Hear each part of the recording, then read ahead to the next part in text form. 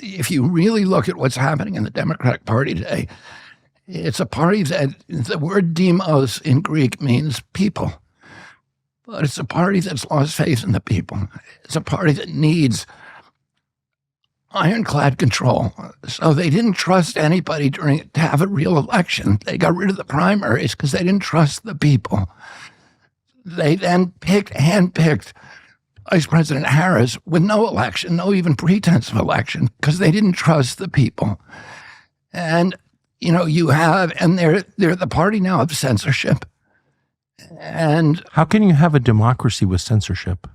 You cannot have a democracy. They're absolutely incompatible. And everybody knew that. Everybody, you and I were raised reading Orwell and Aldous Huxley and Robert Heinlein and Alexander Solzhenitsyn and all of these other books that were part of classical literature that was taught in every American classroom.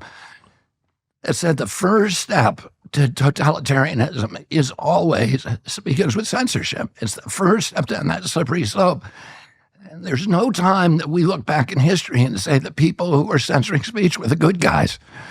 They're always the bad guys because we know that they're the guys who are going to end up cracking the whip on us all and being our overlords.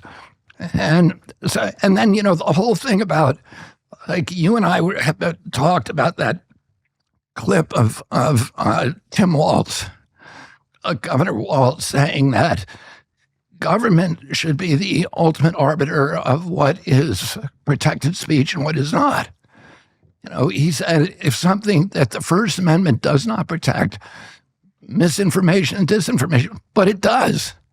The First Amendment was written to protect not only true speech but false speech, and speech that it wasn't there and it's unnecessary to protect the kind of speech that everybody wants to hear. It's there to protect the kind of speech that nobody wants to hear. Right. And especially speech that is critical of the people in charge. Exactly. And so in their current formulation, misinformation is defined as any speech that criticizes the job that they're doing. So with that in mind, you see the Biden administration encouraging France, Macron, to arrest the owner and founder of Telegram, Pavel Durov, who's now, as of right now, in a French prison. That seems like, that's the hallmark of dictatorship, it sounds to me. Yeah, well, we've lost Europe. Europe does not have free speech. Look what's happened to Elon Musk. And Elon Musk should be the hero of the Democratic Party. Of the old Democratic Party, he wouldn't be the hero. Somehow he became a villain because he was actually the only platform that would allow free speech on his platform. And he's now become a villain because of it, because the Democratic Party does not believe in the people. If you don't believe in free speech, it means because you don't trust the people. You don't trust them to figure it out on their own, to have information on which they can base their ideas and their notions and their beliefs. And their votes. And that the government has to protect them from dangerous information.